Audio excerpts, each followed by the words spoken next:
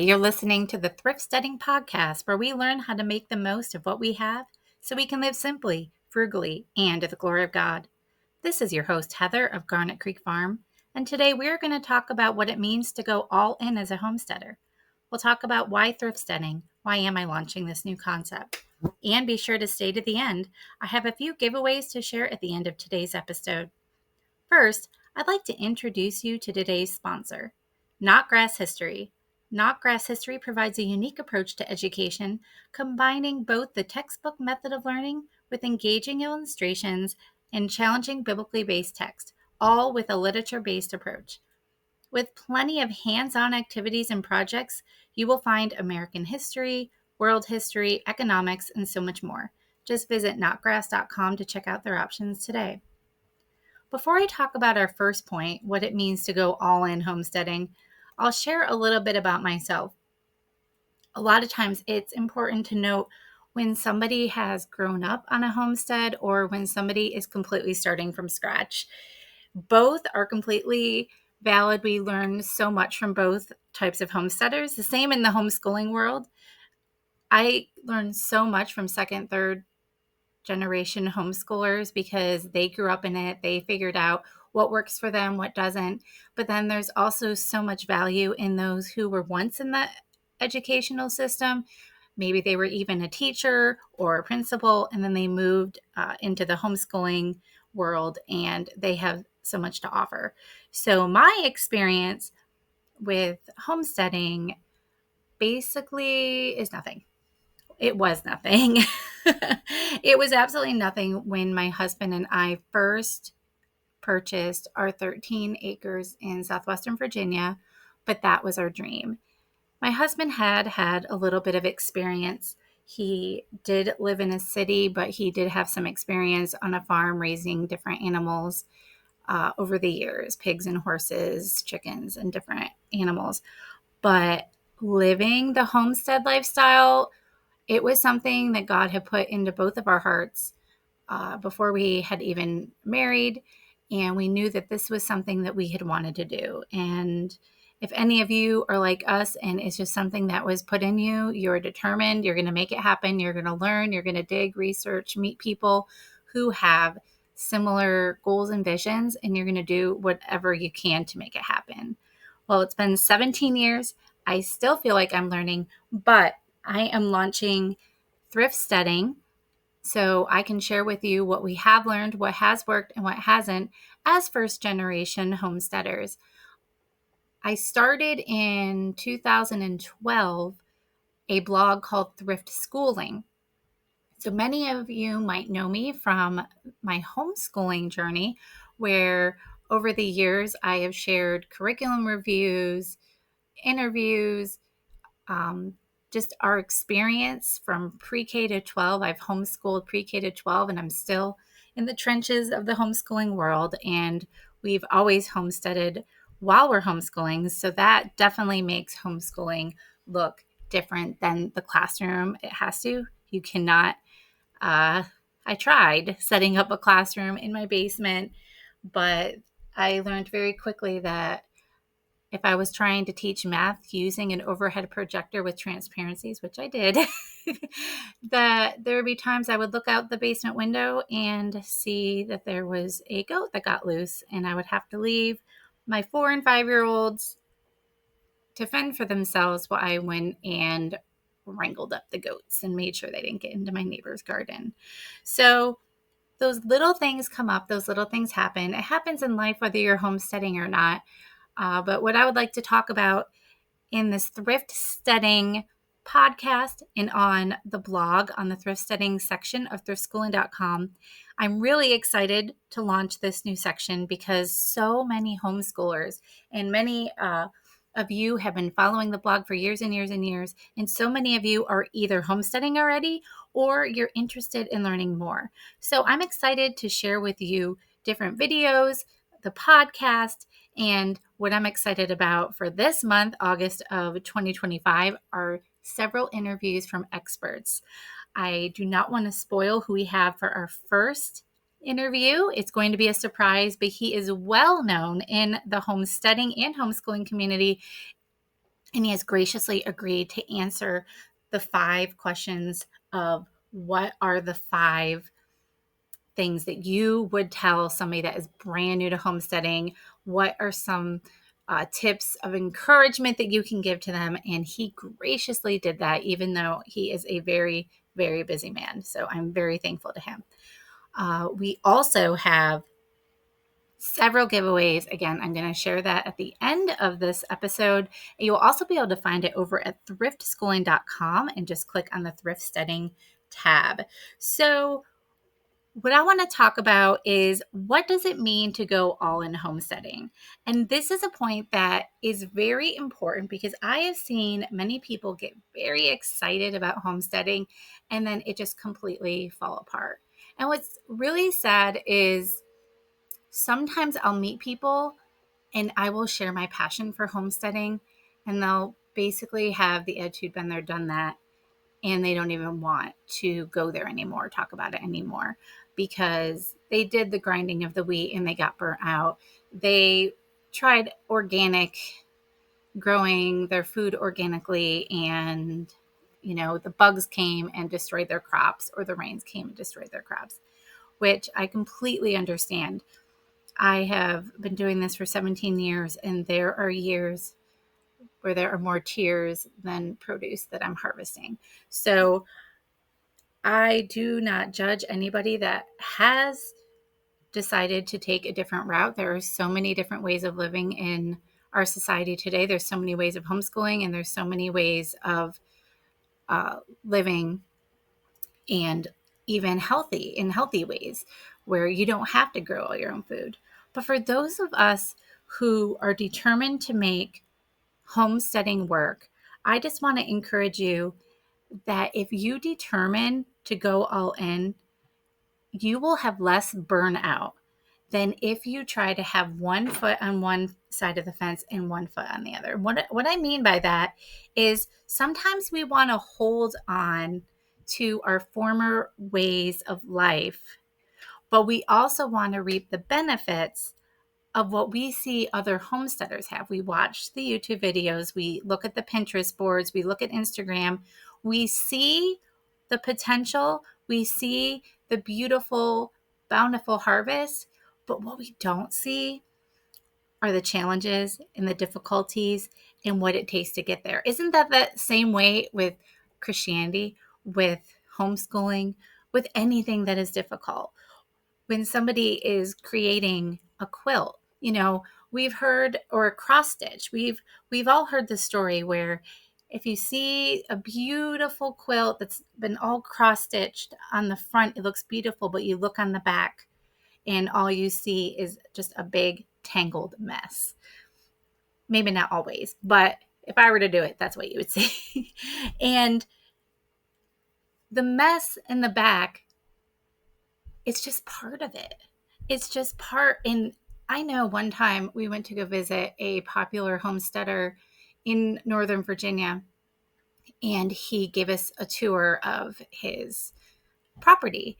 And what I appreciated is that he focused on how so many people are afraid to even have chickens because, or rabbits. I was hesitant to have rabbits at first because of the smell, but because of their droppings, because of the smell, because of the cleanup, because of the work.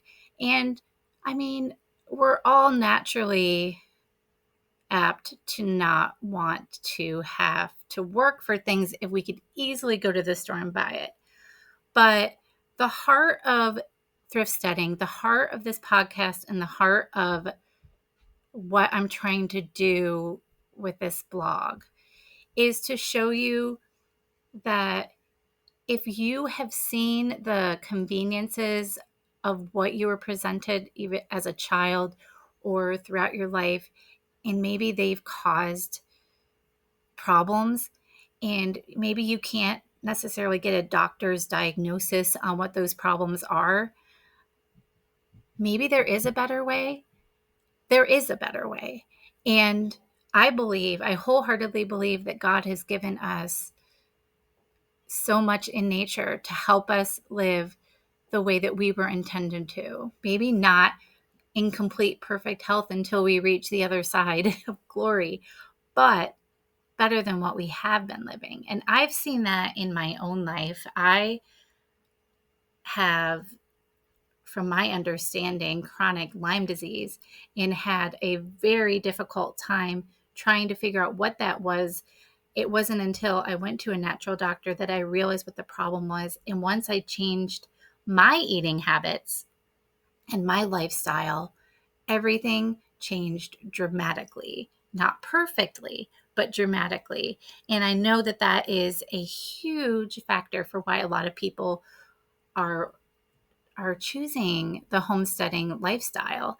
And there's so much I want to share, which is why I'm so excited to have several episodes of this podcast for you up ahead, just to talk about, going from not having any experience to getting to the point where you're living a lifestyle where you feel like you're thriving and you wake up each day and you're excited about what God has for you in a more simple way. And so what I want to talk about are just a few ways that you can make some changes without going out and purchasing a homestead today. What you can do is look at your life and see maybe what are some habits that might not be the most beneficial to your health. And one suggestion I have is looking at the oils that you're cooking with.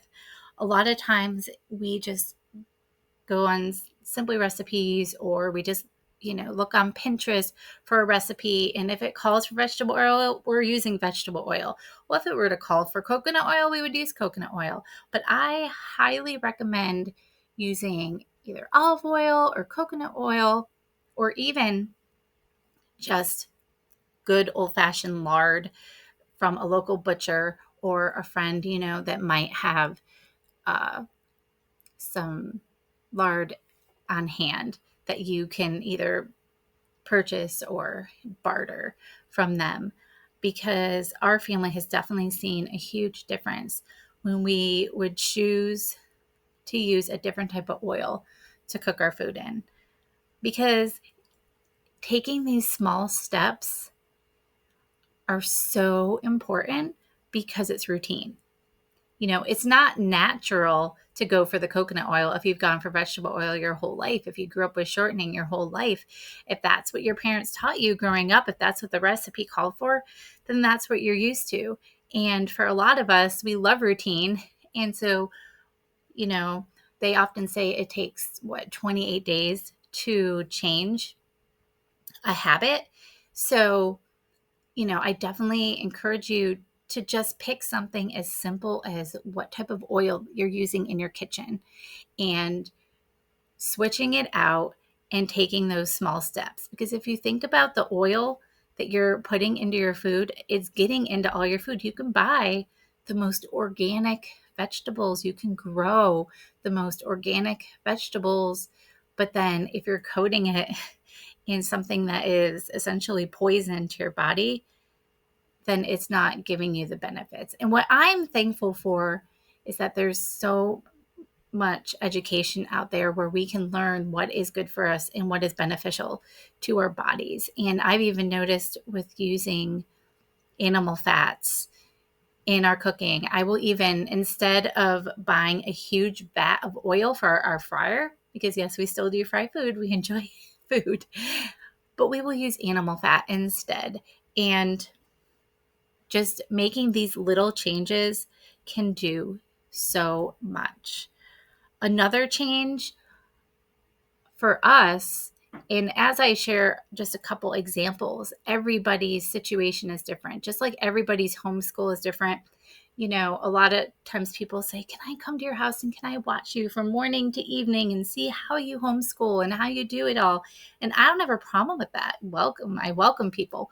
But your family dynamics are completely different than mine. So if you could just take the principles, then you can instill that into your homeschool or your homestead.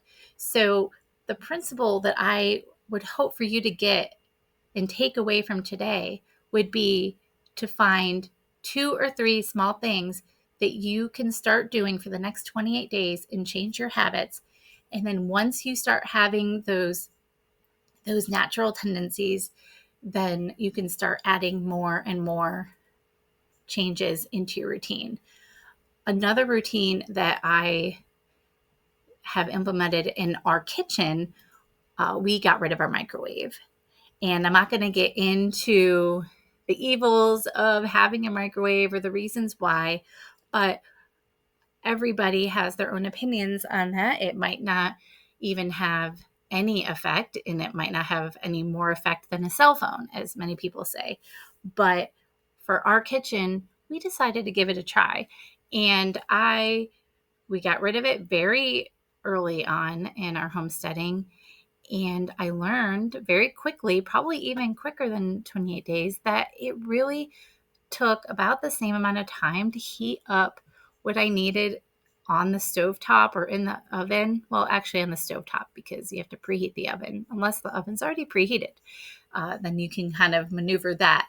But heating something up in a cast iron pan on the stovetop would pretty much take about the same amount of time. And as that becomes a habit, it would become healthier, in my opinion, and it would taste better oftentimes.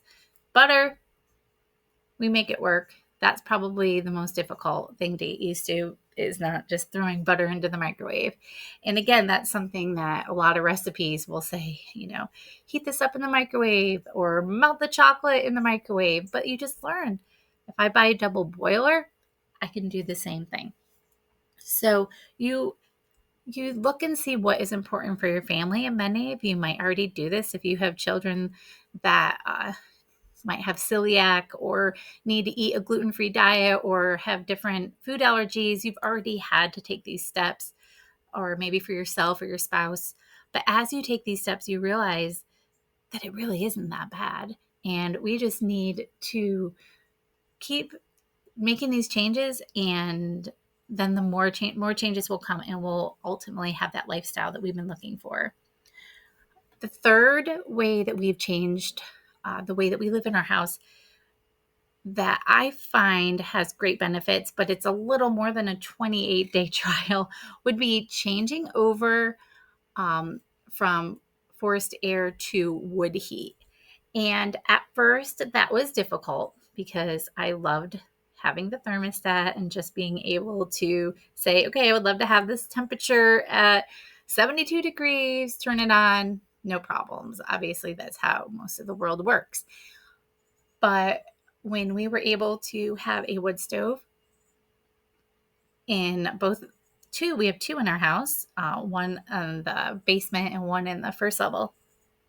And when I realized that this actually can heat our entire house and drastically reduce our electric bill, I was sold. Of course, it does help that I have teenage boys to chop the wood.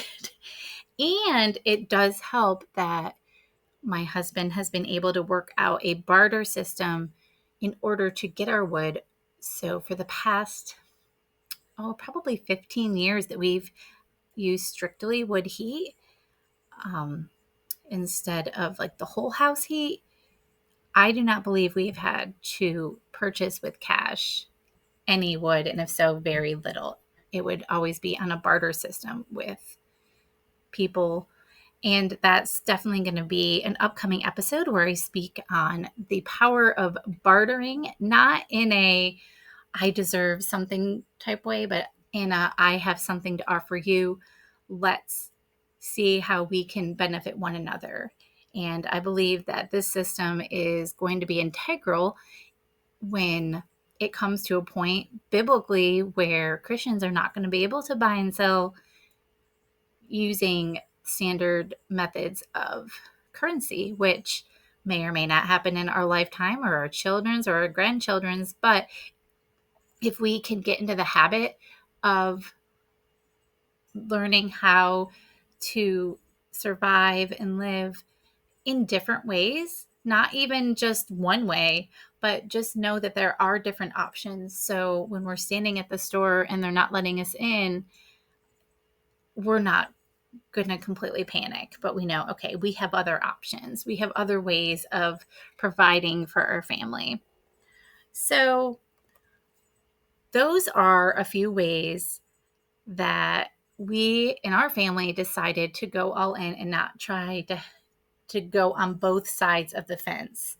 And when my mother came to visit me in the early years, I remember this is when it hit me the hardest, where I knew that I was straddling the fence, because my mom was like wanting to take the entire family out to a nice restaurant on a Friday evening, which was very normal our whole life growing up. That's still their lifestyle, and that's completely normal for many people. And for me, leaving just on a whim, I need to prepare. And so when she said, "Hey, let's get the kids and let's go out to eat," I said, "Oh, okay. But I need to go untangle the goats first." I noticed that some of our goats were tangled up. This was in the early years. We did not have fencing. We could not afford fencing around the property. They were literally tied to a stake, like Little House on the Prairie days. And it was stressful, and I had to go and I had to untangle them. And I just remember my mom standing at the top of a hill. I'm down kind of in a valley, untangling 3 goats. It took quite a while. And I just realized, I looked up and I'm thinking, that is my former life. This is my current life. Which one do I choose? Not to say you can't ever go out to eat and have a nice meal. Obviously, that's not what I'm saying.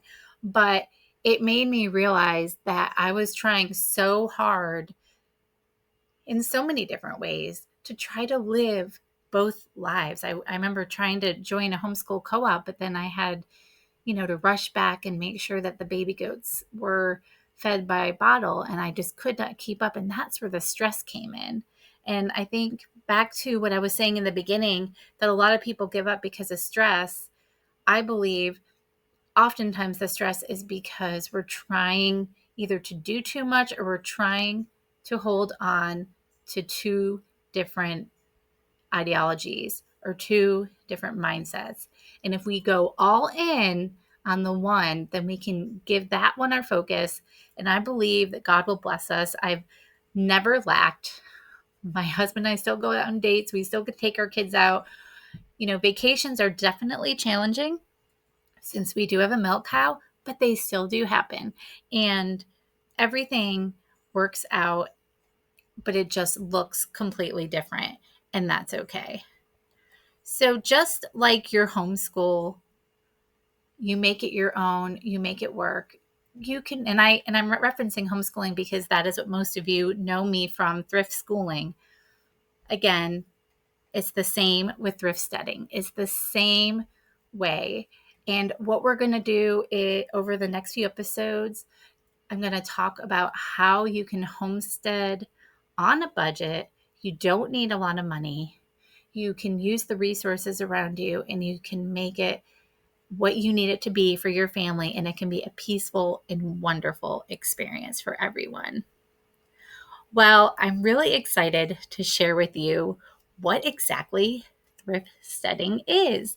So this is a secondary section on the blog of Thrift Schooling, and I am having a launch this August 2025, where you are going to hear from experts about how to raise chickens, how to get started homesteading, how to forage, how to have your own milk cow, and how to survival. I have two guest speakers, not speakers, but writers, sharing about how to survive on the homestead, protecting your homestead.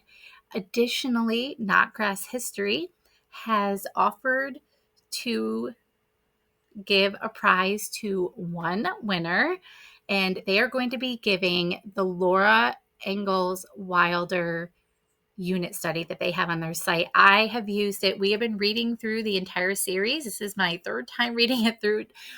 I'm at the end of my homeschooling journey with my younger ones, and so we're reading through it for the 3rd time, where they can actually retain it now that they're a little older. And as we go through the books, we're using this unit study. It has videos, crafts, activities. It's awesome. So I'm so excited to be able to give it to one of you. If you head over to thriftschooling.com, click on the Thrift Steading tab, and you have a chance to enter. Additionally, there will be several other giveaways. I'm not going to list them all right now, but schoolhouseteachers.com is offering a full year of curriculum to one winner, as well as Heritage Skills USA, a full year of curriculum. So be sure to head over to the blog to see what other giveaways we have, what other blog posts we have.